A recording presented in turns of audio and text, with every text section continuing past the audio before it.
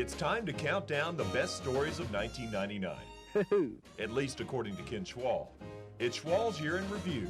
And here's Ken. Hi, and welcome to our last Schwall's World Christmas special of the 1900s.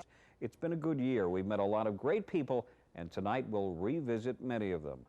Our show is about people, but at times we like to branch out into the animal kingdom. We start out tonight in Blount County with an old tobacco-chewing farmer and his old tobacco-chewing mule. And, oh, you'll probably want to put down your eggnog just for a couple of minutes. This is the Arthur Webb Farm in rural Blount County, as pretty a setting as you'll find. Arthur Webb raises animals, mules and horses, strange-looking horses. But his strangest animal is Joe, the mule. Now, Joe is just a regular old work mule, but sometimes Arthur Webb can get him to do tricks. We're hoping this will be one of those days. You think he will? Well, if we don't, we'll find out why. Well, here goes. The plan is to have Joe rock on this seesaw, or as those of you from the north say, teeter-totter. Hey, break with it. Whoa, whoa, whoa, whoa, whoa, whoa. Bam. Up. Up. Bam. Up. Up. Even Arthur Webb's wife is impressed. Who's smarter, the mule or your husband? I think he is. He being? Arthur. Oh, okay. Most performing animals work hard so they'll get their reward. In Joe's case, the reward is, hold on to your lunch, chewing tobacco. He likes it. He does everything but spit. Time to press our luck. Here is trick number 2. Get up there. Whoa. Very good. So how come Joe can do tricks and most of the other mules can't? Is he smart? To be a mule. To be a mule. It's sale day here at the Union Stockyards, and farmers began bringing their animals in last night. But one bull wanted no part of being sold, so he broke free and ran. He spent the night in the woods behind the stockyards. So why didn't they just go in and get him? He's big and he's mean. So the boys got together this morning to whittle some and to plot their strategy. Just bring out a couple of cows and let them talk to him. He'll go on in the A couple of the barn. cuter cows? Yeah, the better looking ones. One man suggested a reward. It's $300 if the man brings the bull out. It's $600 if the bull brings the man out. All right, never mind. Well, looks like this will take a lot more than that. The boys are on their way with the dogs to catch him. Dogs? Yes. Dogs? Yes. They better be bulldogs if they don't catch it bull. Well, here they are. And the crowd has grown considerably as word has spread. A couple of Kentucky cowpokes and their dogs are going in.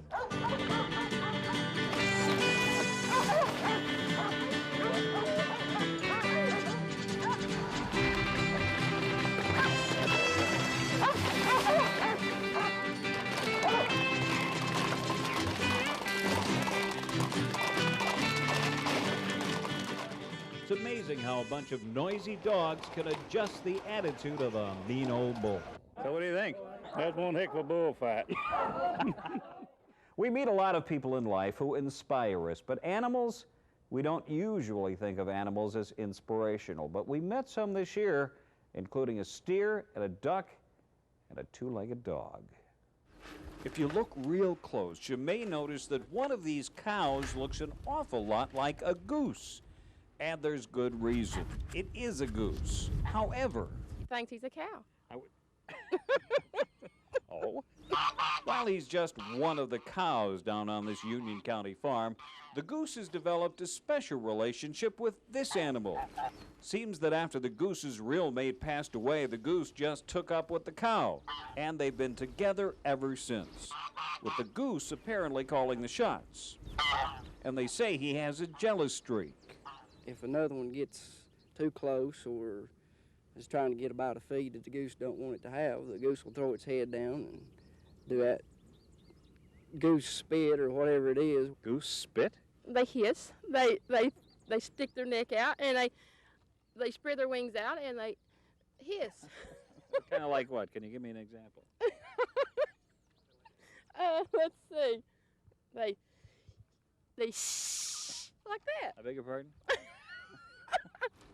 The goose's favorite pastime is lounging in the pool. It's something he and the cows can do together. The humans on the farm never cease to be amazed. And whenever it's feeding time, it's always a table for two. And to the delight of family members, a relationship that has defied all odds continues to grow.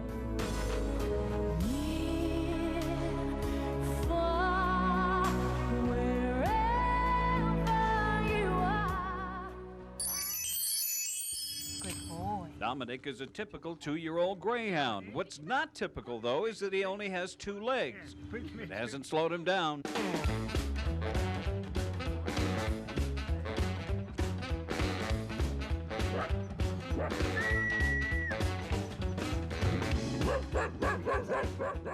Even family members are amazed at what he can do. How does he do it? I don't know. Dominic was born with 4 legs, but an auto accident took 2 of them away. His recovery was fast, though, unbelievably fast. We were shocked. After he woke up from his surgery, they put him down on the floor and he ran back to where I was sitting last. He remembered where I was, and he ran right after his surgery back to where I was. He was young and he adapted, and he performed just like any other dog.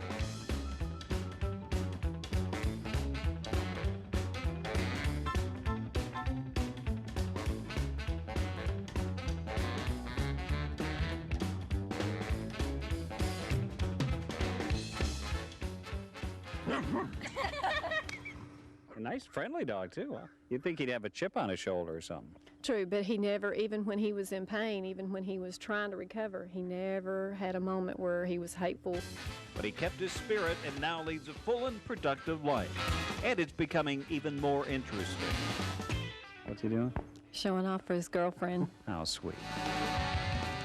When we come back, we'll meet some of the most colorful characters that East Tennessee has to offer.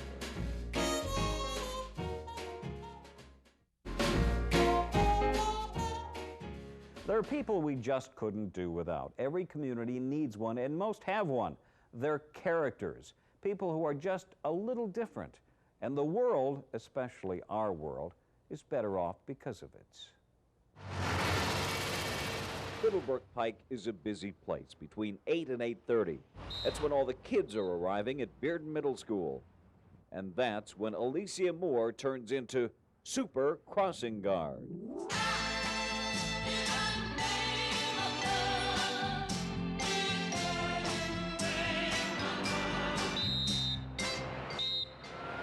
Officer Moore's job is to move traffic along. And if you dawdle, well, you don't want to do that. She pulls us with her hands like this, and we know we're going to get in trouble, and she'll shake her hands at us. If they don't follow my command, they're going to hear from me. After 2 years on the job, Officer Moore operates under one simple philosophy. When I'm out there, I'm the boss of that road. Parents and staffers here have grown fond of Officer Moore. She directs traffic, she swings those arms, she gets you going. And the kids just love her. Yeah, she knows every move in the book. She looks mean, but she's actually a real nice person. She looks mean? I'm just a teddy bear.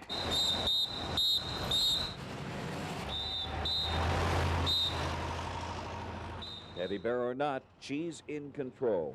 She knows it, and the motorists know it. We move. When Alicia says to move, we move.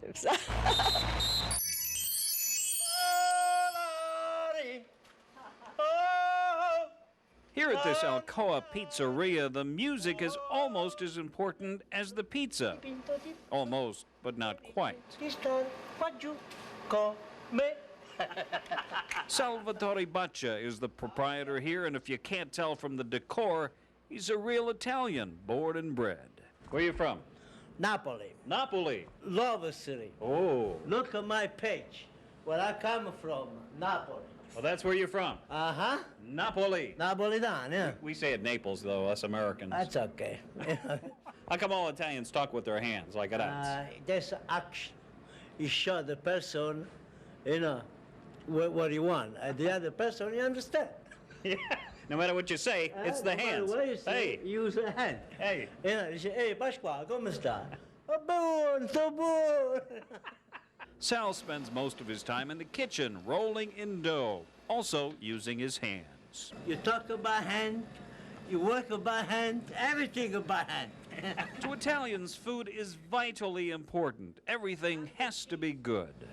This is the best cheese you can find on Mark. Is it Italian? Japanese. It's sure Italian. What's the matter? Did we mention that Sal is a certified character? So we asked his daughter why. Espresso. This one keeps him very energetic. Is that what? It's the coffee. It's the coffee. Oh, del mio cuore, Santa Lucia. This next gentleman had a great idea, but it got him a little more than he bargained for. His 15 minutes of fame went around the world. It was reported on media outlets on every continent because it involved romance. Kind of. This is Buster, the proud owner of a 1996 Mustang GT. It's in the shop right now, but Buster visits every day. To Buster, it's more than just a car. It's been a faithful companion. He says he just loves his Mustang. So this is your pride and joy, huh? What? They say this is your pride and joy, huh? What? Turn that thing off. This is your pride and joy? Yes, sure is. This is my baby.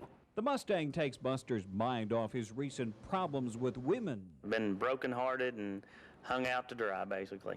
It's a shame. It is a shame. So what are you going to do? Well, I'm going to go to the courthouse today and try to marry my car.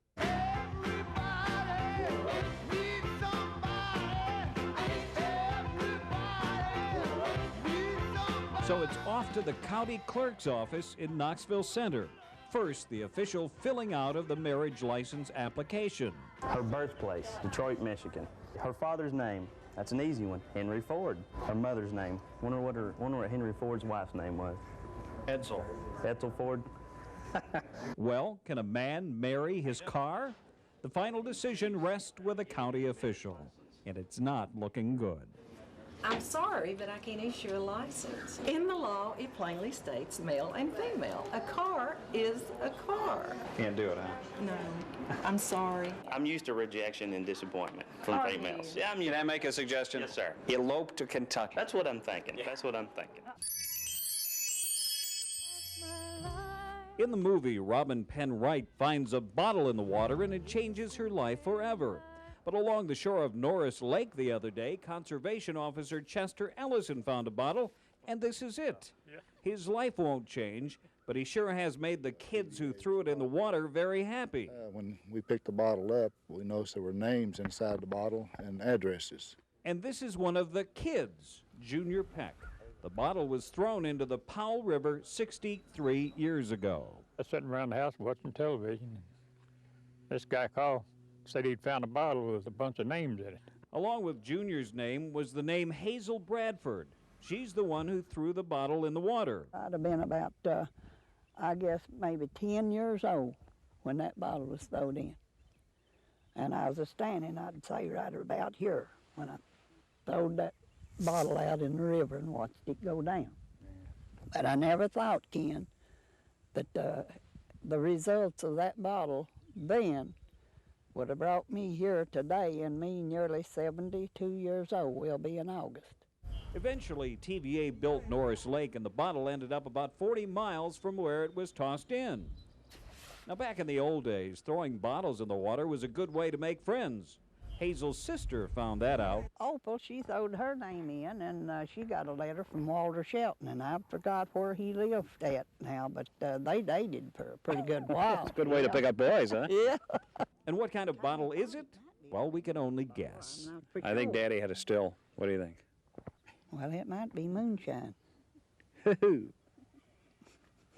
if there's any left in there. Just kidding. You don't drink, do you? No. When we come back, it is nostalgia time.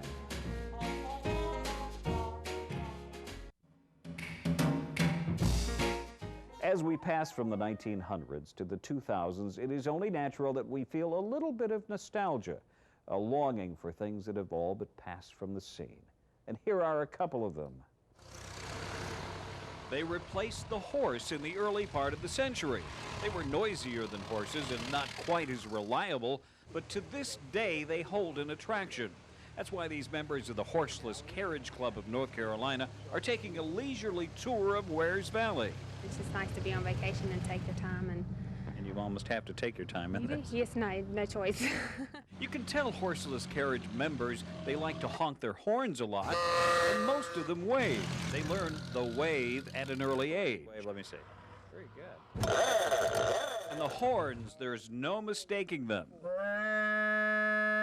Oh, it sounds like a sick cow. And I had a little girl blowing it the other day, and I said, you know, you really need to stop doing that. You're going to run the battery down. She said, oh, I'm sorry.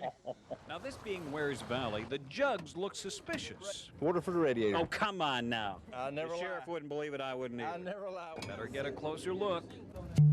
Ooh, it's like New Year's Eve, Sevier County style. That's right. Kids drive them too, and it's not easy. Which one's the brake? That was the brake. I thought that's not the gas pedal? No, it's up on the column. That's the gas pedal? Well, yeah, it's not really a pedal, but it's the gas, yes. Where's the turn signal? You stick your arm out the window. Oh, how primitive. Yes.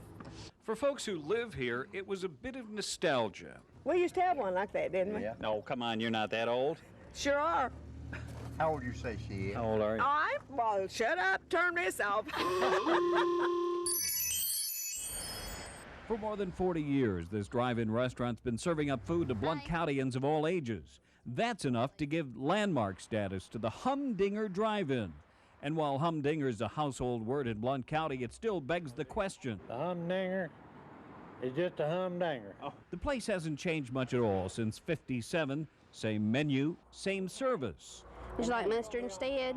Okay. And that's part of the charm. They just like to talk to somebody, I guess. And that someone is the car hop, except she doesn't call herself a car hop. I call it curb girl. Curb girl? Yeah, I run curb. You run curb? That sounds illegal. Yeah. But that's why people have come here since they were kids. And you meet interesting people from all walks of life. So you work for the state, huh? What do you do? I'm an interviewer. Oh, so am I. Well, you could take my place. Something common. Yeah, go ahead. What'd you have today? We had hamburgers, coleslaw, french fries, Coca-Cola. You like it? Oh, I love it. Been Okay, coming? now say something witty. But ultimately, it boils down to the food. Hamburgers are delicious. They are out of this world. Out of this world? Yeah. The menu is basic. Burgers and fries and real milkshakes. And deep-fried hot dogs. And on those hot dogs goes the chili. But don't make the mistake of calling it canned chili. It's homemade. Excuse me? Look at this. Does this look like a can? No. No. Greasy. Greasy. Look at it. Look at the stuff floating on top of it. Good chili. Is that good? Yes, that's the best. Part of the fun of doing these segments is seeing people's honest reaction to unusual situations. Situations like this. They're small, but they pack a wallop. Warheads. Each package contains a warning. For 50 seconds, your mouth is in for the ride of its life. The faces speak for themselves. 5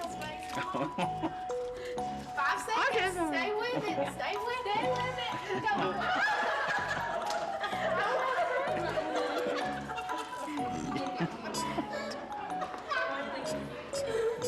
Pretty good, huh? I say pretty good, huh?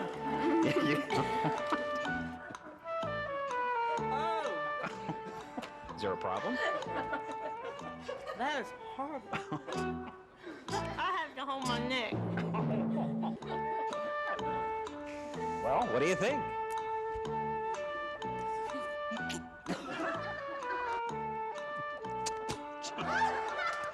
That's excuse me. Woo. Wow. Oh. I beg your pardon?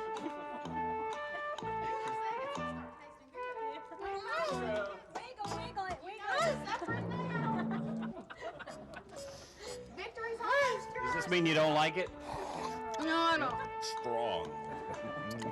Two co-workers put up $20 thinking she'd be crazy enough to have 3 at one time. I got one on each side and one in the middle. You like it? When we come back, we'll see some fine examples of the leaders of the next century.